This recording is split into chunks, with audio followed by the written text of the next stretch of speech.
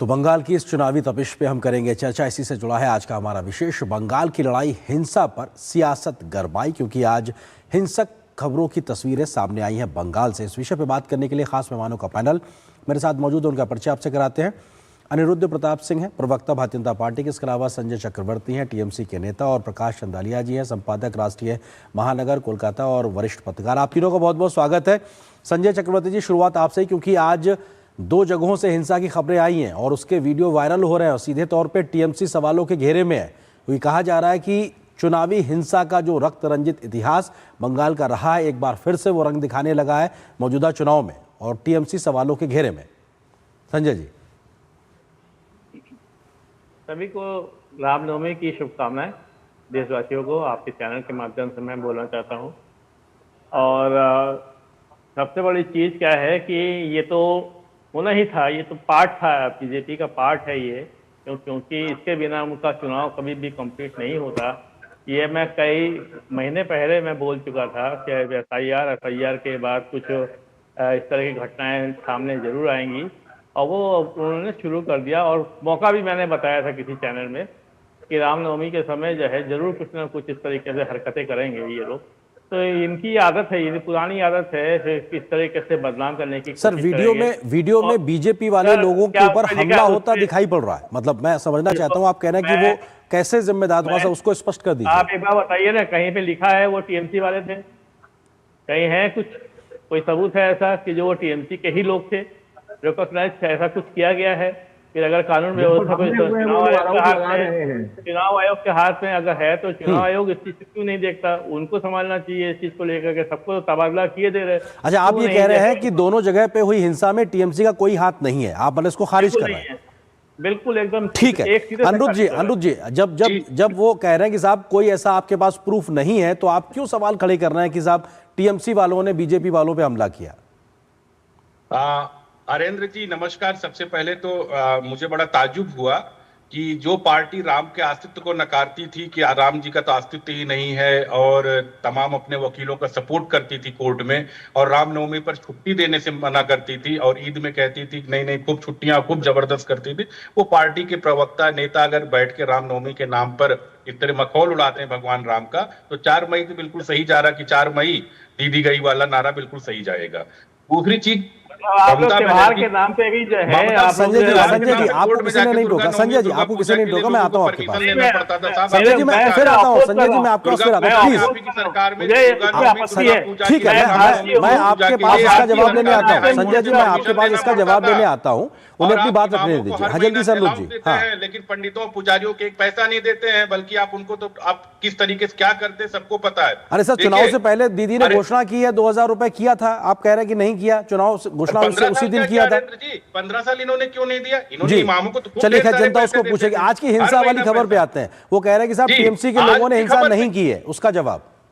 TMC अगर ये कहे हिंसा नहीं हुई, 15 साल का इतिहास टीएमसी का वही है, हिंसा का ही इतिहास है। टीएमसी वहां सरकार आप देखिए किस चीज पे, मुस्लिम तुष्टीकरण, हिंसा, और अभी तो दीदी ने खुलेआम, ममता जी ने खुलेआम बोल दिया कि अगर हिंदुओं को है तो इतने, मतलब जैसे वो वैसी भाईजान बोलते हैं कि 15 मिनट के लिए फोर्स हटा लो, 85% का क्या हाल करेंगे, वैसे इन्होंने बोला था अभी कुछ दिन पहले। इनका तो 2 ही चीज है, हिंसा पे चलता है, हिंदुओं को दबा के रखने के लिए चलता है, और मुस्लिम तुष्टीकरण। इनकी पूरी पॉलिटिक्स इसमें चलती है। आप बताइए कि पूरा बंगाल का 15 साल में पर कैपिटा इनकम कहां चला गया?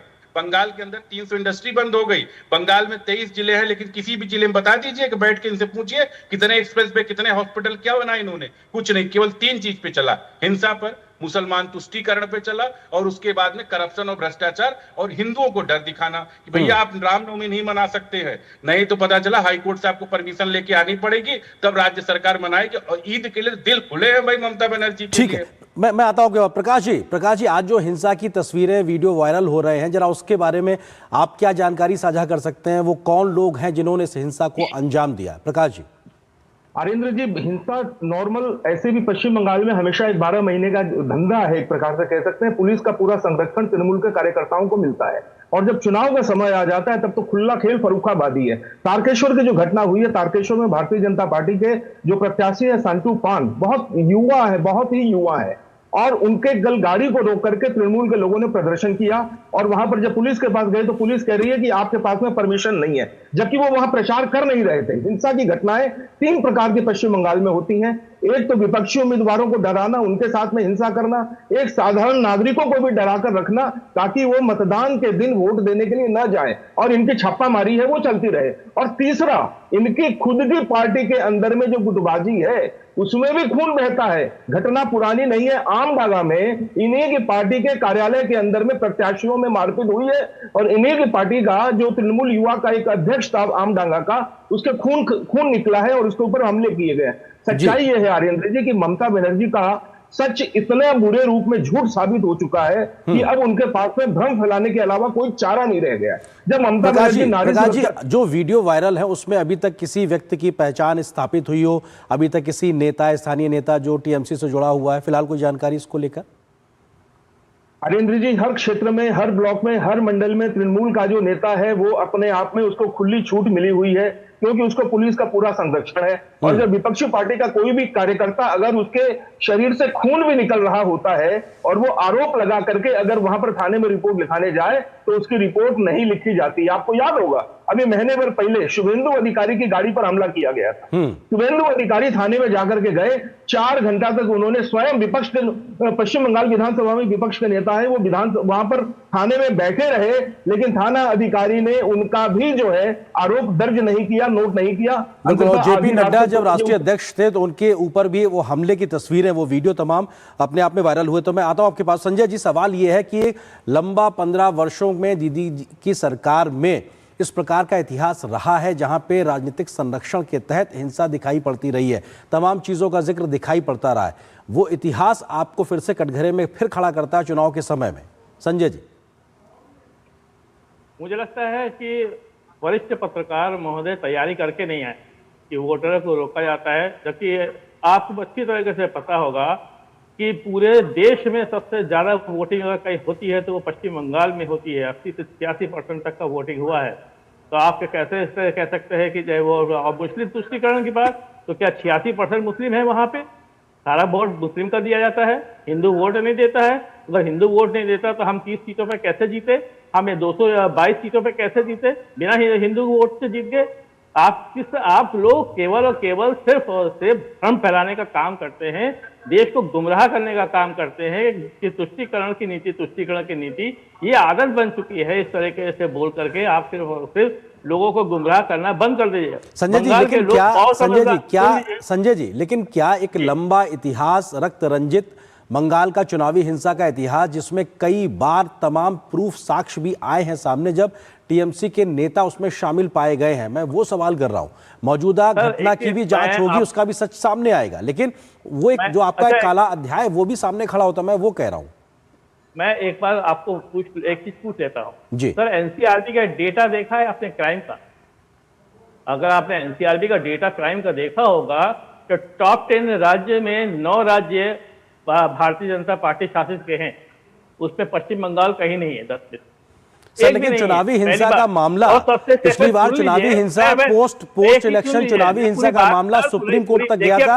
ये कभी इतिहास में किसी राज्य में नहीं हुआ, ये सिर्फ बंगाल में ही हुआ था। सर, ये भी सच है। हम टोक रहे हैं संजय जी, ये भी सच है, सुप्रीम कोर्ट तक ये पोस्ट इलेक्शन वायलेंस का मामला पहुंचा था। ये 2021 के चुनाव के बाद की बात है। सर, जनता के सामने पूरी बात रखने दीजिए। पहली बात तो यह है कि और कलकत्ता एनसीआरबी के डेटा के अंदर पिछले 4 साल से लगातार सेफेस्ट सिटी ऑफ इंडिया का जो है डेटा आया है। तो अगर ये एनसीआरबी का डेटा ममता बनर्जी ने, अभिषेक बनर्जी ने नहीं बनाया जी, तृणमूल कांग्रेस ने नहीं बनाया, ये सरकारी डेटा है। ठीक है, लेकिन उसके बावजूद भी कोलकाता में आरजी कर की घटना अपने आप में महिला सुरक्षा के सवाल खड़े करती है। अनिरुद्ध जी, वो ये कह रहे हैं कि साहब सरकारी आंकड़ों में ही हिंसा में बंगाल बेहतर है, सेफेस्ट सिटी के तौर पे कोलकाता है। आप लोग बेवजह का आरोप लगाकर एक मुद्दा बनाने की कोशिश कर रहे हैं। अनिरुद्ध जी, अरेंद्र जी, टीएमसी के लोगों से पूछिए आप, ममता बनर्जी 23 जिलों के अंदर 294 विधानसभा में जनसंख्या कितनी है? पर डे वहां पे 5 से 10 मर्डर टीएमसी का रिपोर्ट किया जाता है पश्चिम बंगाल के अंदर। और सबको पता है कि बंगाल की जो क्लब कल्चर है जो लोगों का जो ओकल कल्चर है टीएमसी के लोगों को कि भाई टीएमसी के लोगों को खुली छूट है। अरे टीएमसी के कांस्टेबल तो छोड़िए, वहां का पुलिस कमिश्नर राजीव कुमार क्या थे भाई, खुलेआम गुंडागर्दी कर रहे थे ना, वो तो ऐसे कैडर काम कर रहे थे। ममता बनर्जी ने अभी क्या दिखाया कि ईडी के ऑफिसर से जाके फाइल चोरी कर, मतलब फाइल छीन के भागने लग गई, और वो कार्यालय ना ममता बनर्जी का था, ना किसी का, ना किसी सरकार का कार्यालय था, वो तो प्राइवेट इंस्टीट्यूशन था। तो जिस पॉलिटिकल पार्टी की प्रेसिडेंट, जिस स्टेट की चीफ मिनिस्टर इस तरीके से घटना करेंगी, इस तरीके से प्रवोक करेंगी और इस तरीके से अपने कार्यकर्ताओं को उत्साहित करेंगी कि भैया मैं तो खुद ही मार सकती हूं, उसके बाद में धमकी देंगी मंच पे खड़े होके, उनका जो स्टेट का हेड है पुलिस कमिश्नर या कलकत्ता पुलिस का जो पुलिस कमिश्नर, वो जिस तरीके से गुंडागर्दी की भाषा में, जिस तरीके से, अभी कुछ दिन पहले 2-3 साल पहले की घटना है, तो जब ये कंक्लूड होता है तो जाहिर सी बात है, तो उसमें समझ में आ ही जाता है कि टीएमसी के लोग कार्यकर्ता थोड़ा तो गुंडागर्दी करने के लिए बैठे हैं। भाई कैबिनेट मंत्री के ऊपर आप अटैक कर देते हैं, पूर्व राष्ट्रीय अध्यक्ष के ऊपर अटैक कर देते हैं, शांतनु पान के ऊपर अटैक कर देते हैं, आप किसके ऊपर अटैक नहीं करते साहब? आपका तो कल्चर है, आपका तो कल्चर यहां तक का है। अनुज जी संजय जी ये कह रहे हैं कि सेफेस्ट सिटी के तौर पर कोलकाता आपके ही केंद्रीय सरकारी आंकड़ों में दर्ज है, वो ये कह रहे हैं, वो कैसे है फिर? कहां आंकड़ों में दर्ज है? किस आंकड़ों में दर्ज है? कह रहे हैं एनसीआरबी का डेटा, वो कह रहे हैं कि कोलकाता सबसे सुरक्षित शहरों में शामिल है। 300 इंडस्ट्री कैसे बंद होगी ये पूछिए, 300 इंडस्ट्री कैसे बंद होगी? बता दीजिए कि 15 साल में एक सिंगल इंडस्ट्री कलकत्ता के अंदर खुली हो, बड़ी इंडस्ट्री, कोई बड़ा इंडस्ट्रिस्ट वहां इन्वेस्टमेंट किया हो? तो नहीं किया है। क्यों? और सबसे अगर अपॉर्चुनिटी वाला स्टेट है वो, सी पोर्ट है वहां पे, मिनरल्स वहां पे, लोग नहीं काम करना चाहते हैं। इसलिए नहीं काम करना चाहते हैं क्योंकि सबको पता है कि टीएमसी जो है वो कार्यकर्ता नहीं, एक ऑफिशियल गुंडे तैयार करती है। और ये बात सही है कि वहां की जो पुलिस है वो बिल्कुल टीएमसी के कैडर के तरीके से काम करती है। आप कोई भी ऑफिसर्स, आप इनकम टैक्स का वहां रेड नहीं कर सकता है, वहां पता चलता है कि वहां पुलिस पे भरोसा नहीं, सीआरपीएफ लेना पड़ता है, सीआरपीएफ पे अटैक हो जाता है। ईडी के साथ क्या हुआ घटना आपने देखा है, सीबीआई के लोग गए थे तो पुलिस कमिश्नर सामने खड़े हो गए थे। तो जहां पे इस तरीके संगठित अपराध चल रहा है, देखिए ममता बनर्जी सरकार नहीं चला रही है, एक संगठित अपराध चला रही है, जैसे होता है ना माफिया, तो उस तरीके से पूरा संगठित अपराध चला रही है। ठीक है प्रकाश जी, कौम के लिए कर रही है। जी प्रकाश जी, सवाल ये उठता है कि बंगाल का एक बड़ा पुराना हिंसा का इतिहास रहा है और ये आज की 2 घटनाएं क्या हमें उस प्रकार की और ज्यादा तस्वीरें देखने की ओर विवश करने का एक प्रकार से संकेत देती नजर आ रही हैं, या इस बार हम अपेक्षा करें कि कम से कम वो हिंसात्मक घटनाएं नहीं होंगी और बेहतरी से चुनाव होता दिखाई पड़ेगा? अरिंद्र जी, तृणमूल पार्टी का इतिहास रहा है, जो चीजें वामपंथी शासन में हुआ करती थी वही चीज इन्होंने उधार ली है, और 15 वर्षों के इनके शासन में हिंसा इतनी हुई है कि इसकी कोई तुलना नहीं हो सकती। आंकड़ों की ये बात कर रहे हैं अरिंद्र जी, सच्चाई तो ये है कि ममता के किसी भी गुंडे के द्वारा कोई भी प्रताड़ित व्यक्ति अगर थाने में जाकर रिपोर्ट लिखवाए तो नहीं लिखी जाएगी। इनको जरा संजय भाई साहब को जरा पूछिए कि शायद शेख शाहजहां इनका एक आदर्श है या नहीं है। संदेश खाली के अंदर में जब ममता बनर्जी पूरे बंगाल में नारी सुरक्षा की बात करती है तो इन्हीं की पार्टी का गुंडा हजारों महिलाओं को रात को पेठा बनवाने के नाम पर पार्टी कार्यालय में बुलाता था और उनके साथ में कितना व्याभिचार करता था, इसका उदाहरण आपको पूरे भारतवर्ष में नहीं मिलेगा। ममता बनर्जी जब रोजगार की बात करती है तो यहाँ पर रोजगारी एकदम, रोजगार तो है ही नहीं, बेरोजगारी भरी पड़ी है। अब लोगों को 1200-1500 रुपए के भत्ता पर जीना पड़ता है। उद्योग लगाने की बात करती है, अभी अनिरुद्ध जी ने बिल्कुल ठीक कहा, ममता बनर्जी बात करती है उद्योग लगाने की और यहाँ से कारखानों का पलायन हो जाता है। सांस्कृतिक एकता की बात करती है, ईद के दिन मुसलमानों के नमाज में बीच में जाकर खड़ी होती हैं। संजय बाबू जरा बताइए, आज 70% हिंदुओं की आबादी पश्चिम बंगाल में है, आज रामनवमी का दिन है, ममता बनर्जी ने पश्चिम बंगाल में क्या किसी मंच पर रामनवमी के दिन जाकर के जय श्री राम का नारा लगाया हो या रामनवमी के किसी जुलूस में शामिल हुई है क्या? बताइए जरा साहब। और बात करते हैं आप सत्ता की प्रतीक, भ्रष्टाचारी उम्मीदवारों को आपने चुनाव में खड़ा किया है, कितने लोगों को खड़ा किया है? जो लोग आपकी पार्टी के मंत्री रहे, जो गिरफ्तार हुए ईडी और सीबीआई के मामले में है, वैसी पार्टी के लोगों को, उन उम्मीदवारों को आपकी पार्टी ने उम्मीदवार बनाया है। आप किसकी बात करेंगे सर? न सत्यता की आप बात कर सकते हैं, भ्रष्टाचार के विरोध में आप नारा नहीं उठा सकते। दरअसल बात यह है आर्येंद्र जी, एसआईआर ने इनके पार्टी के घपलों को बेनकाब कर दिया है। जिस बड़ी संख्या में इनकी पार्टी ने बांग्लादेश से आने वाले घुसपैठियों को यहाँ पर भारत की नागरिकता दिलवाने का काम किया है, और वो भी 5000, 7000, 10 के एवरेज में, ये सारे लोग बेनकाब हुए हैं। और इस बार पहली बार लगता है कि लंबे अरसे के बाद में आर्येंद्र जी पश्चिम बंगाल की जनता अगर ममता बनर्जी की पुलिस और ममता बनर्जी की पार्टी के गुंडों के भय से अगर बाहर निकल पाए, तभी इस बार जो है अच्छा चुनाव होगा, अच्छा मतदान होगा। हम उम्मीद करते हैं निष्पक्ष, शांति के साथ, हिंसा मुक्त एक प्रकार से व्यवस्थाओं में चुनाव हो। फिलहाल वक्त इतनी अनुमति दे रहा। बहुत बहुत शुक्रिया आप तीनों मेहमानों को हमारे साथ जुड़ने के लिए, इस खबर पर विस्तार से बात करने के लिए। यहाँ पे